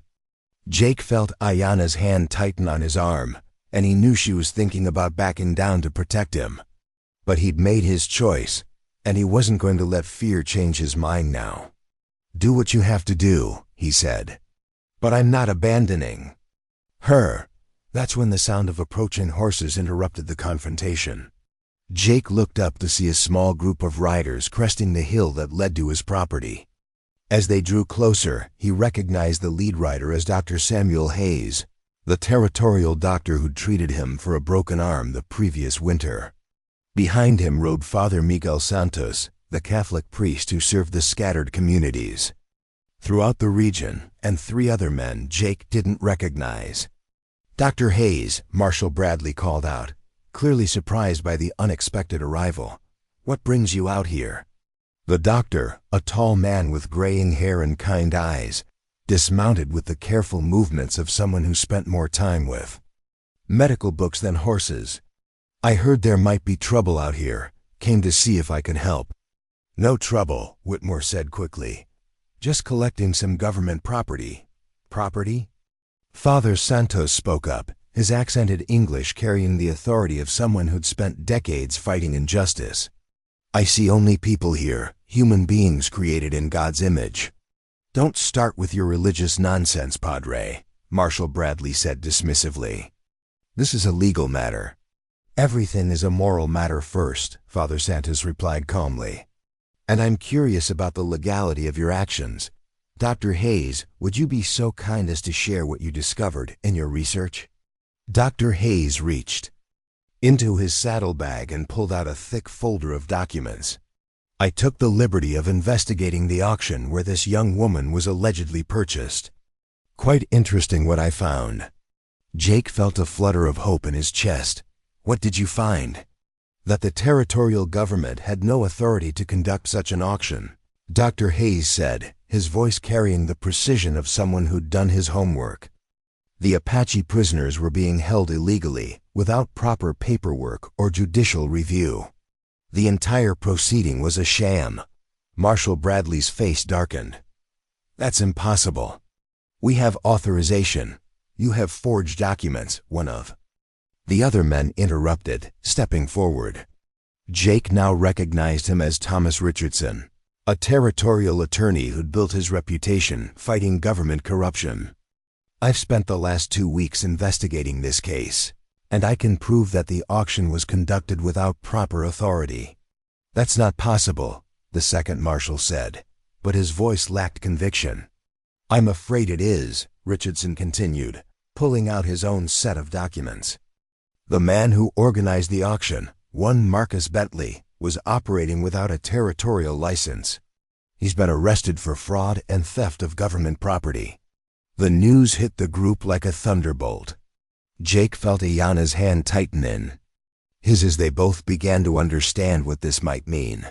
Furthermore, Richardson continued, the Apache prisoners were never legally processed. They were captured in a raid that violated federal treaty obligations and held without due process. Every aspect of their detention was illegal. So what are you saying? Jake asked, hardly daring to hope. I'm saying that this young woman was never legally anyone's property, Richardson said. The auction was invalid, your purchase was meaningless. And she's been a free person all along. The silence that followed was deafening. Jake felt the world spinning around him as he tried to process what he'd just heard. Ayana had been free all along? The past 3 weeks of careful partnership, of building trust and respect, had been based on a false premise? That's impossible, Whitmore sputtered. She's Apache. She's a prisoner of war. She's a civilian who was illegally detained, Father Santos said firmly. And now she's going to be treated as what she's always been, a human being with rights and dignity. Marshal Bradley looked like he'd been punched in the stomach. But your orders were based on fraudulent information, Dr. Hayes said. I've already notified the territorial governor. He's launched a full investigation into this entire affair. Jake turned to look at Ayana, seeing the same stunned disbelief in her eyes that he felt in his own heart. You're free, he said quietly. You've been free this whole time. I don't understand, she whispered. If I was free, why didn't anyone tell me? Why was I treated like property? Because, Father Santos said gently, there are people in this territory who benefit from treating Apache citizens as less than human. They created a system of false imprisonment to provide cheap labor for their supporters. People like Whitmore. Richardson added, giving Jake's boss a pointed look. Who's been using illegally detained Apache workers on his ranch for the past 2 years? Whitmore's face went from red to purple. You can't prove anything. Actually, I can, Richardson said calmly. I have testimony from a dozen witnesses, including some of your own cowboys who grew uncomfortable with what they were seeing. The whole conspiracy was unraveling before their eyes. Jake felt a surge of anger at the injustice of it all, at the way Ayana had been made to suffer for other people's greed and prejudice. What happens now? He asked. Now, Dr. Hayes said, this young woman is free to go wherever she chooses. Do whatever she wants, live however she sees fit. The territorial government will provide compensation for her illegal detention, and those responsible will face criminal charges. Jake looked at Ayana, seeing the overwhelming mix of emotions playing across her scarred face. Freedom, after 2 years of believing she was lost and worthless. Justice, after accepting that there was no justice for people like her. Hope, after learning to live without it. Where will you go? He asked quietly, suddenly terrified that her freedom might mean losing her forever. Ayana looked at him with tears streaming down her face. I don't know, she admitted. I've been running for so long, I'd forgotten what it felt like to have choices. You could stay here, Jake said, his heart pounding. If you want to. Not as my employee or my property, but as my partner. As someone I care about more than I've cared about anything in years. And if I said yes, she asked, what would that mean? How would we live? What would people say? I don't care what people say, Jake said firmly. I care about you. I care about the life we've started building together. I care about the way you've helped me remember what it means to be happy." Father Santos stepped forward with a gentle smile. "If I may suggest, there's a way to make this arrangement official. A way that would give you both the legal protections you deserve." Jake felt his heart stop. "What do you mean?" "I mean that if two people love each other, if they want to build a life together, the church recognizes no barriers of race or background. Love is love, regardless of the color of one's skin or the circumstances of one's birth." The implication was clear, and Jake felt his knees go weak. "Marriage," the priest was talking about marriage. "Ayanna," he said, turning to face her fully, "I know this is sudden. I know we've only known each other for 3 weeks. But in that time, you've become the most important person in my world. You've shown me what it means to be brave, to be kind, to be strong in the face of impossible odds." He dropped to one knee right there in the dirt, in front of the marshals and the priest and everyone else. "I don't have a ring. I don't have much of anything except a small cabin and a heart that's learned to love again because of you. But if you'll have me, I'll spend the rest of my life proving that you made the right choice." Ayanna stared down at him, her scarred face radiant with tears and hope and something that looked like joy. "Jake Morrison," she said, her voice trembling with emotion, "are you asking me to marry you?" "I'm asking you to be my wife," he said simply. "My partner, my equal, my best friend, and the love of my life, if you'll have me." The silence stretched for what felt like an eternity. Then Ayanna smiled, not the careful, guarded smile she'd given him before, but a radiant expression of pure happiness that transformed her entire face. "Yes," she said, her voice carrying across the desert air like a song. "Yes, Jake Morrison. I'll marry you." The cheer that went up from Dr. Hayes, Father Santos, and Attorney Richardson was so loud it probably scared every animal within a mile radius. Even the marshals looked stunned by the sudden turn of events. Only Whitmore remained hostile, his face twisted with rage. "This is insane. You can't marry an Apache woman. It's not legal." "Actually," Richardson said with obvious satisfaction, "territorial law recognizes marriages between citizens, regardless of race. And as we've established, this young woman is a free citizen who was illegally detained. Furthermore," Father Santos added, "God's law recognizes love between all his children. I would be honored to perform the ceremony." Jake stood up and took Ayanna's hands in his, feeling like his heart might burst from happiness. "When?" he asked. "How?" "About now?" Father Santos suggested. "Unless you have some pressing need to wait." Jake looked at Ayanna, seeing the same eagerness in her eyes that he felt in his own heart. They'd both been alone for too long, had both suffered too much to want to delay their happiness any longer. "Now sounds perfect," Ayanna said, and Jake Morrison knew that his life was about to change in the most wonderful way possible. The broken cowboy and the scarred Apache woman were about to become husband and wife, proving that love could triumph over law, prejudice, and the cruelest circumstances. Their story was far from over, but this chapter was ending with the most beautiful words either of them had ever heard, "I do." The impromptu wedding ceremony that took place in Jake Morrison's yard that afternoon became the stuff of legend in the Arizona Territory.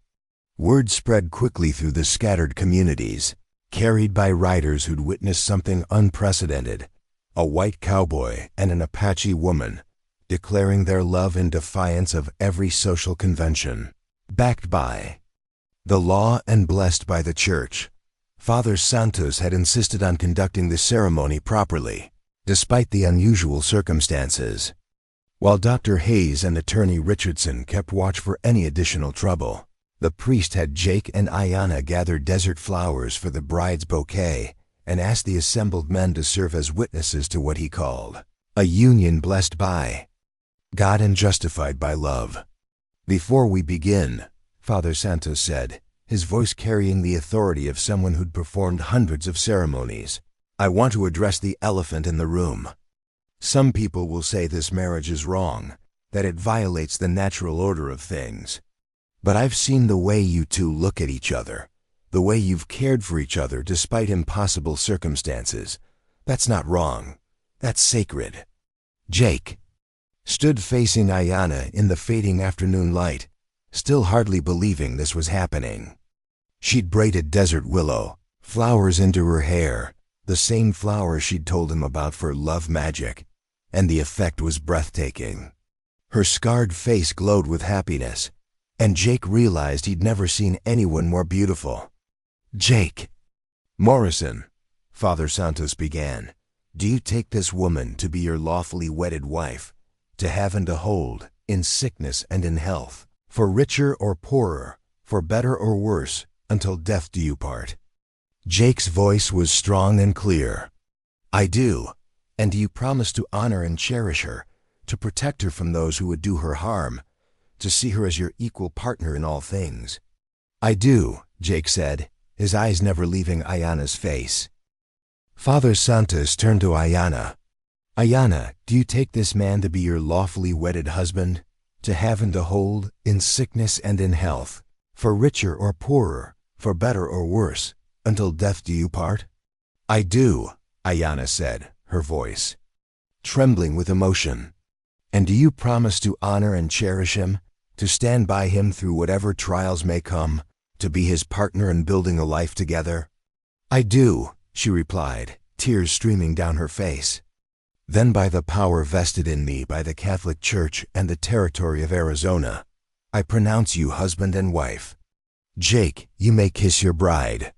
The kiss that followed was gentle, reverent, and witnessed by a group of men who'd just seen justice triumph over prejudice. When they separated, both Jake and Ayanna were crying, but they were tears of joy rather than sorrow. "Ladies and gentlemen," Father Santos announced with a broad smile, "I present to you Mr. and Mrs. Jake Morrison." The celebration that followed was unlike anything Jake had ever experienced. Dr. Hayes produced a bottle of wine from his saddlebags, claiming he'd brought it in case of emergency, and this certainly qualified. Attorney Richardson had somehow procured a small cake from the bakery in town, having anticipated that the resolution of the legal case might call for celebration. Even the two marshals, clearly embarrassed by their role in the illegal detention, Scheme offered awkward congratulations before riding away to report the day's events to their superiors. Whitmore left without a word, his face black with rage. But Jake no longer cared about his former boss's opinion. As the sun set over the desert, painting the sky in brilliant shades of orange and purple, Jake and Ayanna found themselves alone. For the first time as husband and wife. The witnesses had departed with promises to spread the good news, leaving the newlyweds to begin their married life in the cabin where they'd first learned to trust each other. "I can't believe we're married," Ayanna said, her voice filled with wonder as she touched the simple gold band that Dr. Hayes had somehow produced for the ceremony. "I can't believe you said yes," Jake replied, pulling her into his arms. "When I woke up this morning, I thought I might lose you forever. Now you're my wife." "Your wife," Ayanna repeated, as if testing the words. "I never thought I'd have that title. Never thought any man would want to claim me publicly, to stand up for me the way you did today." Jake cupped her scarred face in his hands, his thumbs gently tracing the silvery lines that marked her skin. "Any man who wouldn't fight for you is a fool. You're the strongest, most beautiful, most courageous woman I've ever known." "I'm not beautiful," Ayanna said, old insecurities surfacing despite the day's events. "I'm damaged, scarred. You're perfect," Jake interrupted firmly. "Every scar tells a story of survival, of strength, of refusing to give up when the world tried to break you. They're part of what makes you who you are, and I love who you are." Their first night as husband and wife was spent talking until dawn, sharing dreams and fears and hopes for the future. They spoke of the children they might have, the life they would build together, the challenges they would face as an interracial couple in a world that wasn't ready for their love. "People will talk," Ayanna said as they watched the sunrise paint the desert in shades of gold and pink. They'll say terrible things about us, about our children if we have any. Let them talk, Jake said, his arm tightening around her. We'll raise our children to be proud of who they are, to understand that love is stronger than hate, that courage is more powerful than prejudice. And if they face the same challenges I faced, if they're rejected by both cultures, accepted by neither. Jake considered this seriously. It was a real concern, one that many mixed-race families faced in the territory. Then we'll teach them to create their own culture, their own community. We'll show them that belonging isn't about what other people think, it's about knowing your own worth and finding people who see it too. The practical aspects of their new life began to assert themselves over the following weeks. Jake's job with Whitmore was obviously over, but Attorney Richardson had offered him work as an investigator, helping to expose other cases of illegal detention and labor exploitation.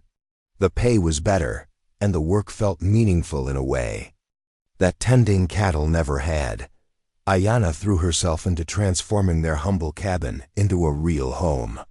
She expanded the garden, created proper storage for her growing collection of medicinal plants, and began teaching Jake more advanced survival skills. Her knowledge of desert ecology proved invaluable, and soon other settlers were coming to her for advice on everything from crop rotation to treating illnesses. You're becoming the unofficial doctor for half the territory, Jake observed one evening as he watched her prepare a poultice for a neighbor's infected wound. My grandmother always said that healing was a calling, not a job, Ayanna replied, her hands moving with practiced efficiency. If I can help people, I should help them. It doesn't matter if they're white or Apache or anything else. The transformation in both of them was remarkable. Jake had evolved from a broken man running from his past into someone who faced challenges head-on, who fought for what was right, who built rather than destroyed. Ayanna had blossomed from a woman who believed herself worthless into someone who knew her own value, who contributed to her community, who faced the world with confidence rather than fear. Their love story became a beacon of hope for other couples facing similar challenges. Mixed-race marriages were still rare and often controversial, but Jake and Ayanna's obvious happiness and mutual respect began to change minds in their community.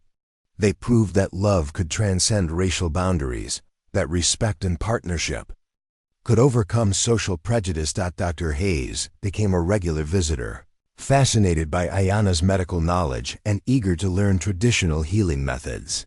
Father Santos stopped by monthly, pleased to see the couple's continued happiness and quick to defend them against any criticism from his parishioners. You've become symbols, he told them one evening over dinner. Whether you wanted to or not, you represent hope to people who thought change was impossible. That's a lot of responsibility, Jake said, though he didn't seem burdened by it. All love carries responsibility, Father Santos replied. But your love carries the additional weight of proving that human dignity transcends artificial barriers. That's a sacred burden.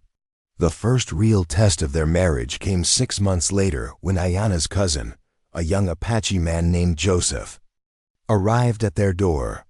He'd been searching for surviving members of his family since the village attack, and news of Ayanna's marriage had reached him through the Apache communication network. I heard you married a white man, he said without preamble, his eyes taking in the comfortable cabin and well-tended garden. I came to see if it was true. It's true, Ayanna said, her voice calm but wary. She could sense the disapproval in his tone, the judgment that she'd feared from her own people. How could you? Joseph asked, his voice filled with pain. After what they did to our village, to our family, how could you marry one of them? Jake stepped forward, ready to defend his wife, but Ayanna placed a gentle hand on his arm. This was something she needed to handle herself. Because he's not one of them, she said firmly. He's Jake.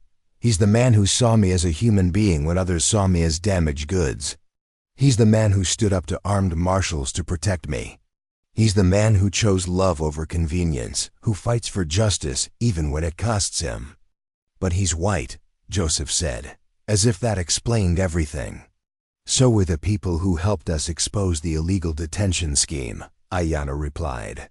So is the priest who married us, the doctor who treats our neighbors regardless of their race, the lawyer who fought for our rights.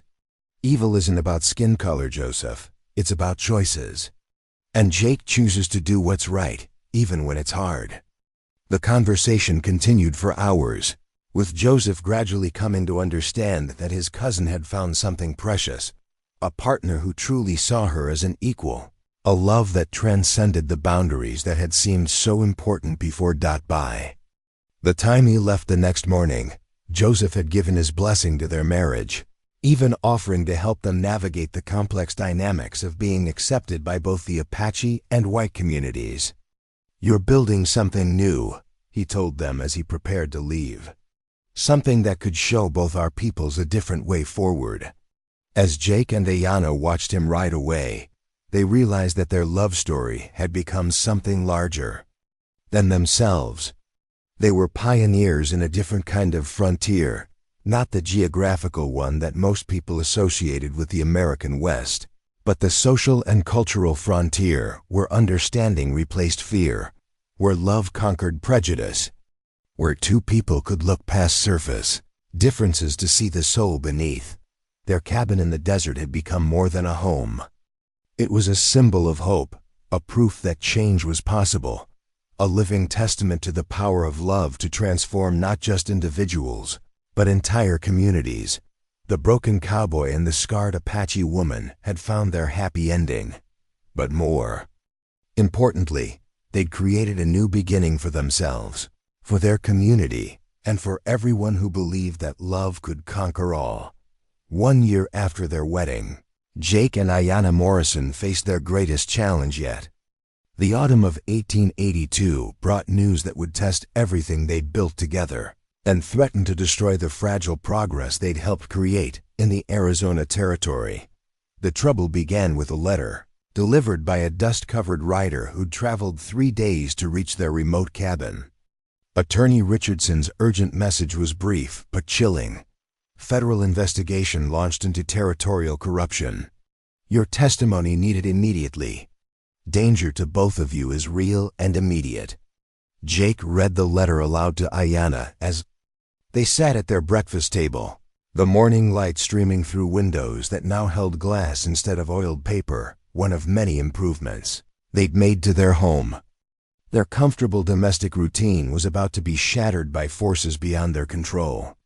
They want us to testify against Whitmore and the others involved in the illegal detention scheme, Jake said, his voice tight with concern. Richardson says it's the only way to ensure justice and prevent it from happening again. Ayanna set down her coffee cup with trembling hands. And if we refuse, then other innocent people will suffer what you suffered. The system will continue, and men like Whitmore will keep profiting from human misery.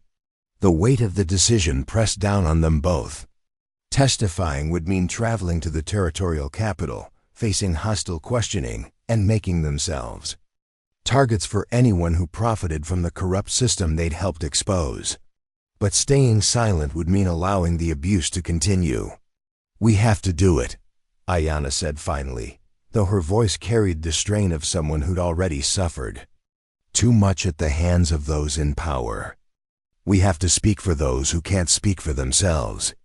Jake reached across the table to take her hand. "Are you sure? Once we do this, there's no going back. We'll have powerful enemies, people who want to silence us permanently." I've been silent for too long," Ayanna replied, her grip tightening on his fingers. "My grandmother used to say that the spirits of the ancestors grow restless when injustice goes unpunished. If we don't fight this, who will?" The journey to Phoenix took 5 days through terrain that grew increasingly hostile as they approached the territorial capital. Jake had procured a sturdy wagon and armed himself with both rifle and pistol, while Ayanna packed her medical supplies and enough food for the journey. They weren't traveling alone. Dr. Hayes and Father Santos had insisted on accompanying them, along with 3 other witnesses who'd agreed to testify despite the personal risks. The Phoenix of 1882 was a boomtown drunk on silver money and territorial politics, its streets filled with miners, merchants, politicians, and the kind of desperate men who always flocked to places where fortunes could be made or lost overnight. The federal courthouse sat at the center of town like a monument to justice, but Jake couldn't shake the feeling that they were walking into a trap. "Stay close to me," he murmured to Toyana as they made their way through the crowded streets toward the hotel where Richardson had arranged accommodations. "And keep your eyes open. Whitmore has friends here, and they won't be happy to see us." Their first night in Phoenix passed without incident, but the next morning brought disturbing news. The hotel clerk, a nervous man with darting eyes, informed them that certain parties had been asking about their arrival and expressing keen interest in their plans. "What kind of parties?" Jake asked, his hand instinctively moving to his gun belt. "The kind that don't like to see their business discussed in federal court," the clerk replied cryptically. "The kind that have long memories and short tempers." The federal courthouse was an imposing structure of red brick and granite, its columns and arches designed to inspire respect for the law. But as Jake and Ayanna climbed the steps that morning, they were more conscious of the hostile faces in the crowd than the building's architectural grandeur. "Look at that," someone called out from the gathering crowd. "The half-breed and her white husband, come to tell lies about decent folks. Ought to send them both back where they came from," another voice added. "This territory's got no place for their kind." Jake felt Ayanna's hand tighten on his arm, but when he looked at her face, he saw determination rather than fear. She walked with her head held high, her scars visible and proud, refusing to be intimidated by the hatred around them. The courtroom was packed with spectators, reporters, and interested parties from across the territory. Judge Harold Morrison, no relation to Jake, despite the shared surname, was a stern man with silver hair and eyes that missed nothing. The federal prosecutor, a young attorney named David Chun, had traveled from San Francisco specifically for this case. "This trial," Judge Morrison announced as the proceedings began, "will determine whether systematic violations of federal law occurred in the detention and forced labor of Native American citizens. The court will hear testimony from multiple witnesses regarding these alleged violations." The first day of testimony established the scope of the conspiracy. Witness after witness described the illegal auctions, the forged documents, the brutal conditions in which Apache prisoners were held. Jake watched the jury's faces as they heard evidence of systematic abuse, seeing disgust and anger replace initial skepticism. When Jake's turn came to testify, he spoke clearly and directly about the auction where he'd first encountered Ayanna, the circumstances of her purchase, and the gradual discovery of the legal fraud behind the entire system. "You paid $5 for this woman," the defense attorney said during cross-examination, his tone suggesting something unsavory. "What exactly were you expecting to get for your money?" "I was expecting to help someone who needed help," Jake replied firmly. "I saw a human being being treated like livestock and I couldn't stand by and watch it happen." "But you didn't free her immediately. You took her home with you, had her work for you, shared living quarters with her." "That doesn't sound like helping, that sounds like taking advantage." Jake felt his temper rising but forced himself to remain calm. "I offered her freedom from the first day. She chose to stay because she had nowhere else to go. We became partners, then friends, then husband and wife. Every step of the way, it was her choice." "Her choice?" The defense attorney's voice dripped with skepticism. "An Apache woman with no money, no legal status, scarred by fire and rejected by her own people, what choice did she really have?" "She chose to trust me," Jake said, his voice steady despite the provocation. "She chose to believe that not all white men were her enemies. She chose to build a life with someone who saw her worth when others saw only damage. The defense attorney's questioning continued for hours, trying to paint Jake as either a fool or a predator. But Jake's honest answers and obvious love for his wife gradually won over the jury. When he finally stepped down from the witness stand, he felt drained but confident that he'd told the truth effectively. Then it was Ayanna's turn to testify, and the real battle began. She walked to the witness stand with the same dignity she'd shown throughout their relationship, her head held high despite the hostile murmurs from the crowd. When she raised her right hand to swear to tell the truth, her voice was clear and strong. "Please state your name for the record," Prosecutor Chun said gently. "Ayanna Morrison," she replied, and Jake felt a surge of pride at the way she claimed both her Apache heritage and her married name. "Mrs. Morrison, can you tell the court about the circumstances that led to your detention and eventual sale at auction?" Ayanna's testimony was devastating. She described the illegal raid on her village, the murder of her family, the months of imprisonment without trial or legal representation. She spoke of the forged documents, the brutal conditions, the systematic dehumanization of Apache prisoners. "They told us we were criminals," she said, her voice carrying across the packed courtroom. "They told us we had no rights, no legal standing, no hope of freedom. They told us we were lucky to be alive, that we should be grateful for whatever scraps of mercy they chose to give us." "And did you believe them?" Chun asked. "At first, yes. When you're hungry and afraid and everyone around you treats you like an animal, you start to believe that's what you are. You start to accept that maybe you deserve whatever happens to you." "What changed your mind?" Ayanna looked directly at Jake, her scarred face radiant with love and gratitude. "I met someone who saw me as a human being. Someone who treated me with dignity and respect, who showed me that I had value beyond my usefulness as a laborer. Someone who proved that love is stronger than hate, that courage is more powerful than fear." The defense attorney's cross-examination was brutal, designed to discredit Ayanna's testimony by attacking her character, her background, her very humanity. He questioned her intelligence, her morality, her right to speak in an American court. But with each attack, Ayanna's responses grew stronger, more dignified, more powerful. "You claim to have been illegally detained," the defense attorney said, his voice dripping with contempt. "But isn't it true that you were a hostile Apache, part of a group that had been raiding American settlements?" "I was a healer," Ayanna replied calmly. "I gathered medicinal plants and cared for the sick. I had never raised a weapon against anyone." "But you were Apache. Your people were at war with the United States government. Some Apache were at war," Ayanna corrected. "Our village was peaceful. We had treaties with the territorial government. We were living according to those treaties when the soldiers came. Treaties that your people repeatedly violated. Treaties that were violated by men who wanted our land." Ayanna interrupted, her voice rising with righteous anger. "Men who found it easier to label us all as criminals than to honor the agreements they had made."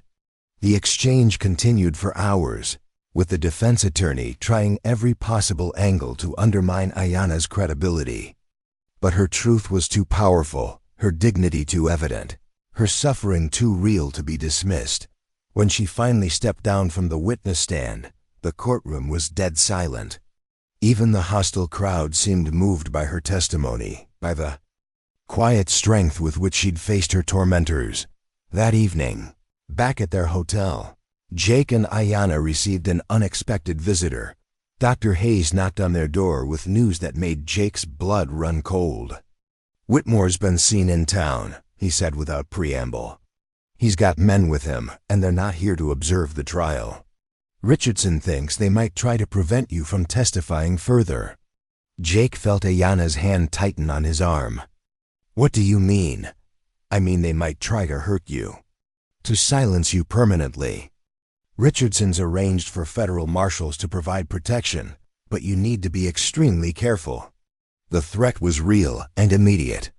As they prepared for bed that night, Jake and Ayanna both knew that their fight for justice had put them in mortal danger. But they also knew that backing down now would mean betraying everyone who'd suffered under the corrupt system they were helping to expose. "Are you scared?" Jake asked as they lay in the darkness, listening to the sounds of the rowdy town outside their window.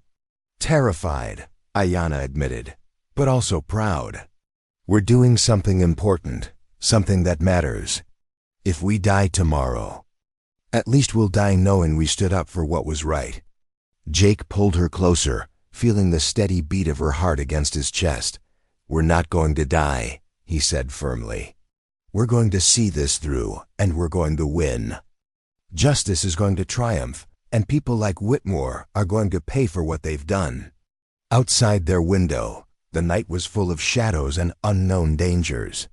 But inside their hotel room, two people who'd found love in the most unlikely circumstances held each other close and prepared to face whatever morning would bring.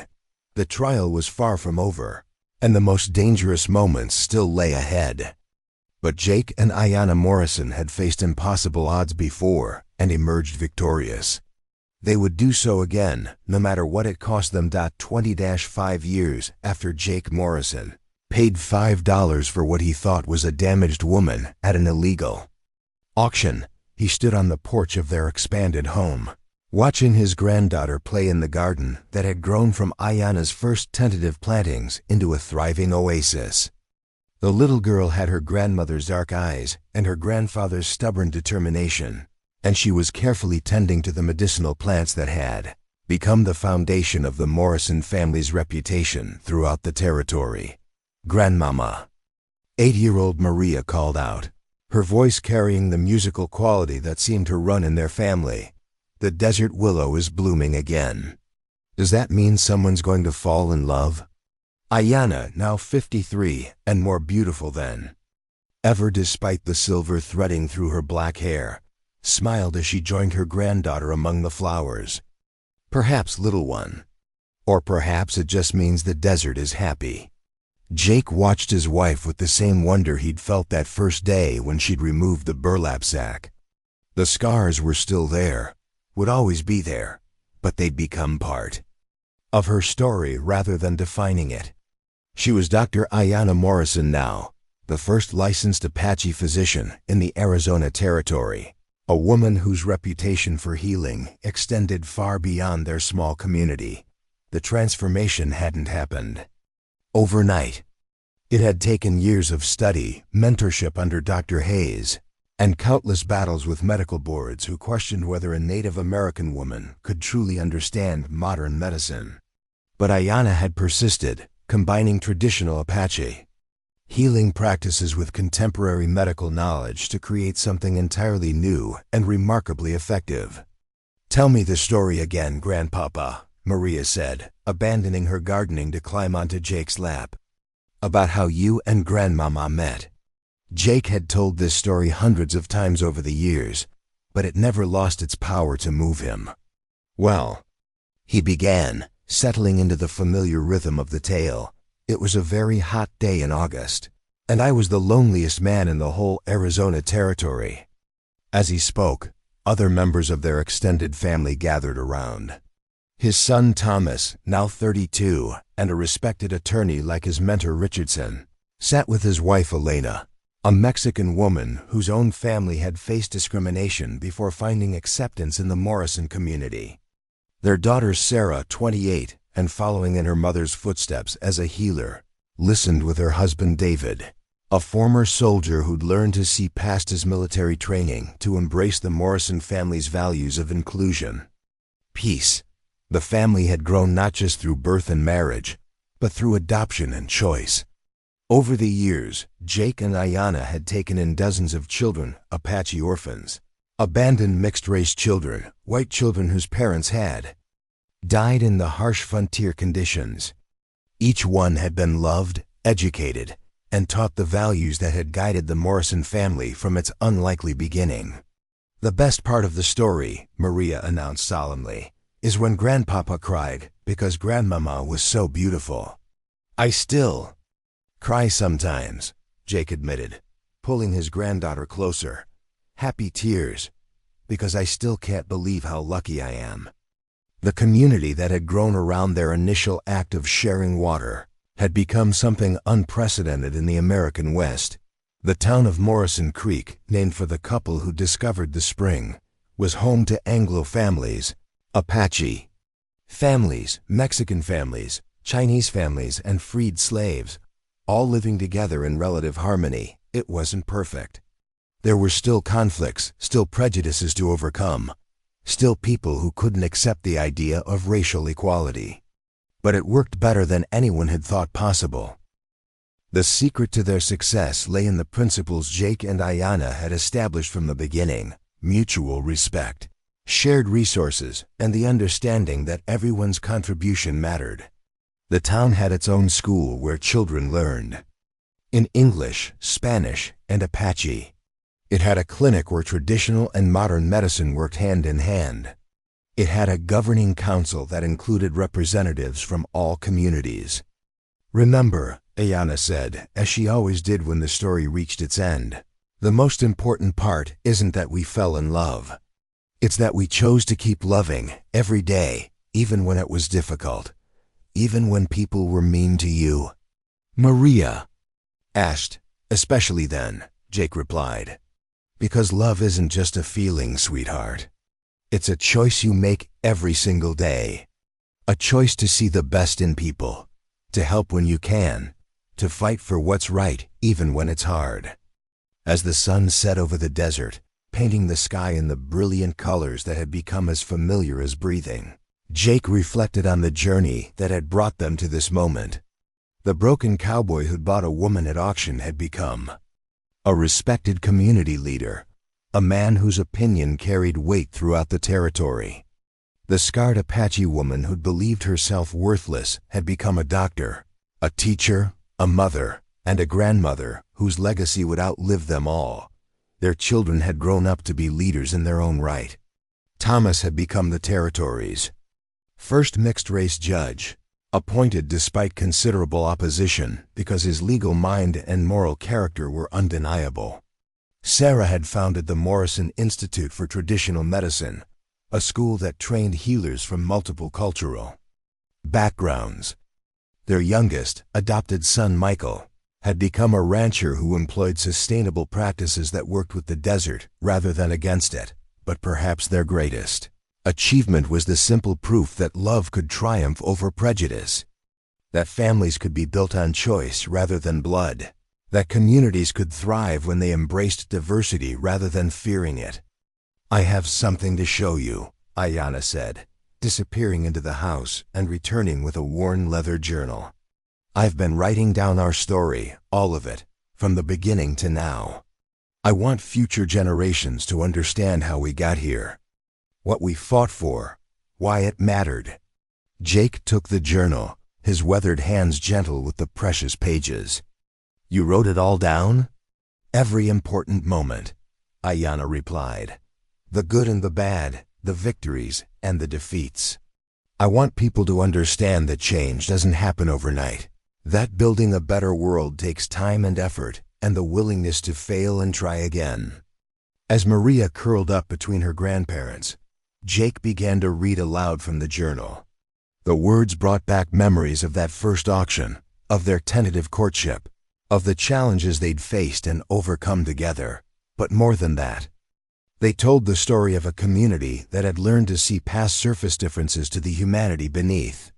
Will you read the whole thing? Maria asked sleepily.